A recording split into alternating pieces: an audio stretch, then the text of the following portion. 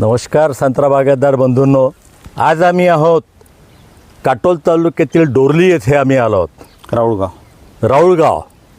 माझ्यासोबत आहेत ॲडव्होकेट राजेंद्र कडूसाहेब. नमस्कार. तर यांच्या बागेत येण्याचं कारण असं की आज तारीख 19 डिसेंबर. 19 डिसेंबरच्या तारखेला सुद्धा शेतकरी मार्केटिंगच्या बाबतीमध्ये जो निर्णय घेतो आणि आजपर्यंत माल टिकून ठेवतो. तुम्ही बघता की झाडावर आजच्या तारखेला सुद्धा ऑरेंज कलरची कितीतरी फळं या ठिकाणी तुम्हाला दिसतात. ही 600 झाडाचा ची बाग आहे यांची ही. आणि या 600 झाडावरती साधारणपणे अजूनही 50 टन 50 ते 60 टन मालाची अपेक्षा आहे. आणि मोठं हिमतीने या शेतकऱ्यांनी इथे बाग अजूनपर्यंत टिकवून ठेवलेली आहे. आणि विशेष वैशिष्ट्य असं की काल यांना 65 रुपये किलो 65,000 रुपये टनानी यांच्या बागेवरच्या फळाची मागणी झालेली आहे. पण हे स्वतः इतके खंबीर आहेत की मी माझी बाग 71 रुपये किलो हा भाव त्यांनी व्यापाऱ्याला सांगितला की हे जर भाव असतील तर तुम्ही माझ्याकडे या. असे हे शेतकरी आहेत आमचे राजेंद्र कडूसाहेब. तर ह्या अशा यशोगाथा आणि शेतकऱ्याची निर्णय क्षमता आणि त्यांनी आपल्या मार्केटिंग कसं करायचं आपल्या फळाचं याच्या बाबतीतल्या काही ज्या चांगल्या गोष्टी आहेत ह्या आमच्या इतर संत्रा बागायतदारांच्या समोर त्यांच्या याव्या याच उद्देशाने आज आम्ही या ठिकाणी यांना भेटायला आलो. कडूसाहेब, तर तुम्ही मागच्या वर्षी आपण 17 डिसेंबरला इथे होतो. आपण या बागेमध्ये याच्यापेक्षा जास्त फळं होते. इथे 102 टन माल निघाला होता. 102 टन निघाला होता. यावर्षी आता अंदाज काय? 50 ते 55-60 टन माल निघेल. 55-50 बिलकुल. आणि तुमच्या बागेचं वैशिष्ट्य असं की झिरो कल्टिवेशन आहे. 6 वर्ष झालेत. 6 वर्षापासून झिरो कल्टिवेशन आहे. कुठलंच तुम्ही इम्प्लिमेंट याच्यामध्ये टाकलेलं नाही. पाणी देण्याची पद्धत ड्रीप इरिगेशन. शेणखत सुद्धा तुम्ही टाकता वरूनच आहे. हे वरून आहे सगळं शेणखत सुद्धा पडून आहे. इथे वरूनच शेणखत आहे टाकलेलं. रासायनिक खताची मात्रा सुद्धा वरूनच मधात पोट्यामध्ये टाकता. आणि न्यूट्रिशन हे ड्रीपद्वारे सोडतो. बरोबर, न्यूट्रिशन ड्रीपद्वारे सोडता. फर्टिगेशनवरती तुमचा चांगला जोर आहे. ड्रीप आहे म्हणजे जैविक आणि ते न्यूट्रिशन. जैविक आणि न्यूट्रिशन मागच्या वर्षी आपण भरपूर चांगल्या प्रकारे IPL चे प्रॉडक्ट वापरतोय. हो, चांगले प्रॉडक्ट वापरता. आपण त्याची चर्चा करू, तुमच्या पद्धतीबद्दलही नक्कीच बोलू. पण खरोखर वाखण्यासारखं आणि यांची बाग जरा इंटेरियर आहे. म्हणजे डोरलीपासून आतमध्ये 7-8 किलोमीटर रस्तासुद्धा कच्चा आहे. व्यापारीसुद्धा कसे येत असतील माहिती नाही. पण यांची दाद दिली पाहिजे त्यांची हिमतीची. आपण सविस्तर परत तिकडे बसून यांच्या प्रॅक्टिसेसबद्दल चर्चा करू.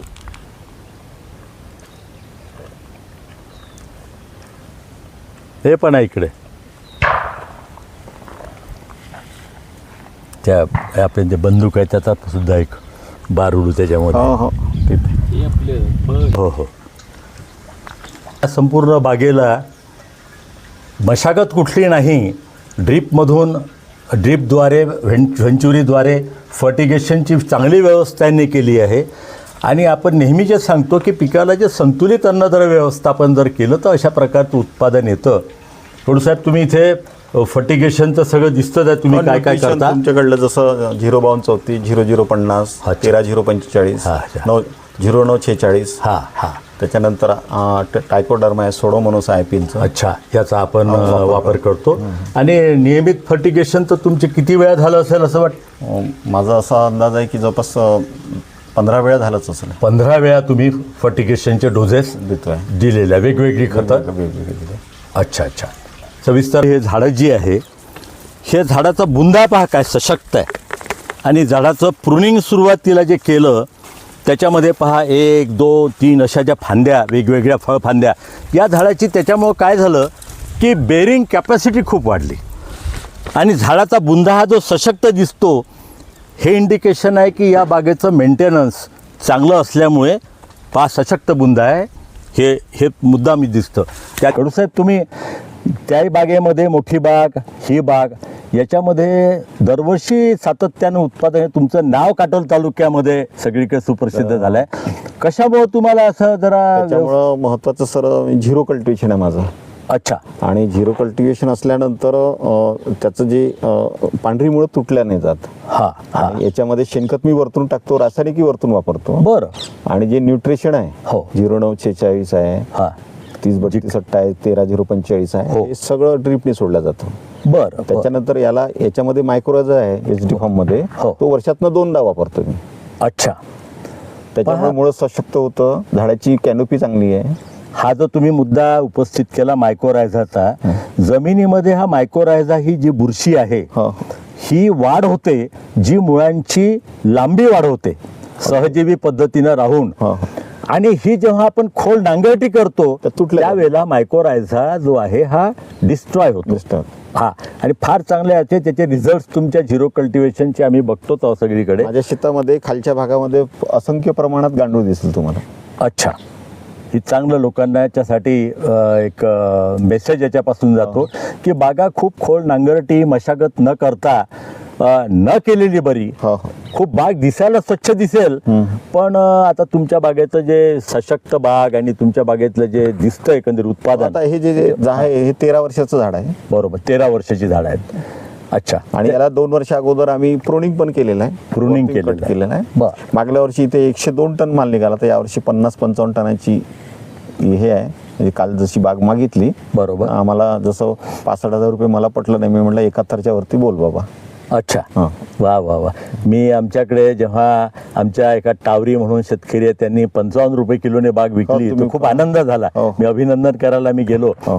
मुद्दाम अभिनंदन करायलाच तुमच्याकडे आलो धन्यवाद की सर. असेही शेतकरी आहे हिम्मतवान की आज 65 रुपये किलोनी संत्रा मागून आजच्या तारखेला 19 डिसेंबरला म्हणतात की नाही नाही 71 रुपये किलो असेल तर मी द्यायला तयार आहे. निश्चितच तुमचं कौतुक केलं पाहिजे.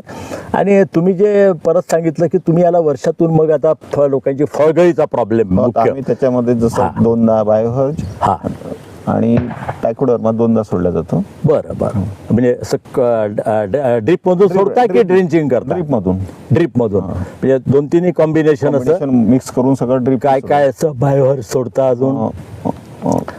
आपलं ते सोडोमोना. सोडोमोना. बरं. अच्छा अच्छा. त्या गोष्टी एकत्रितरित्या एक बॅसिलस सबटिलिस हो, हो. आम्ही आता तुम्हाला मागे बोलत होतो, हे नवीन आता 5% प्रोडक्ट आता दिले आहे IPL ने. एकरी आम्ही त्याला जसं 6 एकरला आम्ही 3-3 लिटर सोडतो. हो. अच्छा. म्हणजे एका एकराला अर्धा लिटर मिळालंच पाहिजे त्याचं. एका एकराला अर्धा लिटर. आणि अच्छा. ते जसं पाऊस पुन्हा अजून वाढला, जसा पोळा किंवा ऑगस्टमध्ये पावसाचं प्रमाण वाढतं, हो. त्यावेळेस पुन्हा द्यायचं. ही समस्या सर्वात मोठी बागायतदारामध्ये आहे. उन्हाळ्यात होणारी फळगळ जास्त तापमानामुळं आणि पावसाळ्यात अतिपाऊस असताना होणारी फळगळ ही आपल्या आंबिया बहार घेणाऱ्या संत्रा बागायतदाराच्या समोर मोठा प्रश्न आहे.